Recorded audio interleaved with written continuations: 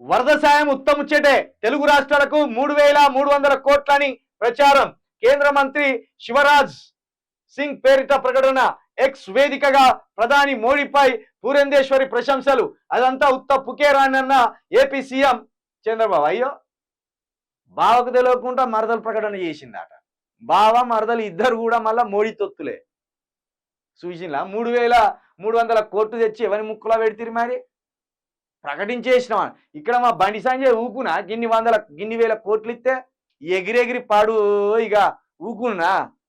ఇంత సిపాయిని అంత సిపాయిని నేనే పట్టుకొచ్చినా తెలుసా?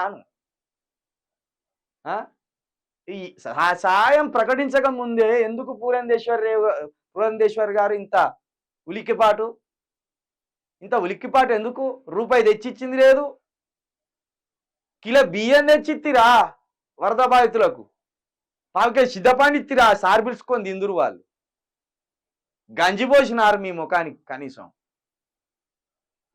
అసలు ఇంకా విజయవాడ అమరావతి అని హెచ్చులు పడ్డారు. అక్కడికి కొలాప్స్ అయిపోయింది అమరావతి. పడవలేసుకొని తిరుగుతాను అలాగా. అదే పడవలేసుకొని తిరుగుతాను ఇక చేపలు పట్టుకోరు. జగన్ 3 రాజధానులని ఒక ఆలోచన చేసాడు.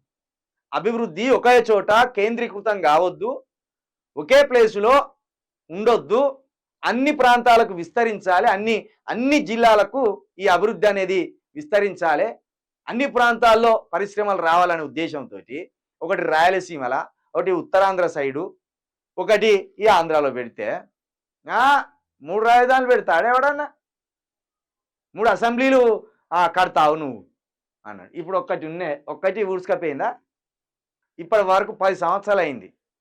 10 సంవత్సరాల్లో తెలంగాణ రాష్ట్రానికి పరిపాలించరాదు, తెలంగాణ ప్రజలకు పరిపాలించరాదు అన్నారు. ఈ విజనరీ మొత్తవారు ఏం చేస్తాడు? పీకిండా ఇప్పటి వరకు ఏమన్నా? అట్టాలతోటి రాజమౌళి సినిమాలకు ఆ సెట్లు వేసినట్టు వేసిన అమరావతిలో ఆ సెట్లు అంతా కొట్టుకపోయినాయి. కథ కనబడి తొట్టు విజనరీ అట. నీ హైదరాబాద్ కట్టినాను, ఇంకొక సైట్ ముఖాన్ని వస్తే ఆ పాత షెప్ ఎక్కడన్నా కనబడితే దాంతో తూడిచి పంపుతాం.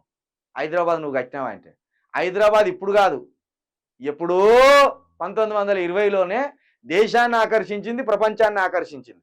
ప్రపంచంలోని వ్యాపారవేత్తలు కూడా హైదరాబాద్కు వచ్చి వ్యాపారం చేసుకొని పోయేటోళ్ళు. నువ్వు కట్టినావు హైదరాబాద్. బిల్డింగ్ కడితేనే హైదరాబాద్ కట్టినట్ట, హైటెక్ సిటీ బిల్డింగ్ కడితేనే హైదరాబాద్ కట్టినట్ట. ఇప్పుడు నువ్వు నీది కట్టుకో, నీది దుడుచుకో, ఆంధ్రాలో దుడుచుకో. ఎట్లయిందో అంగడైంది నీ కథ అంతా.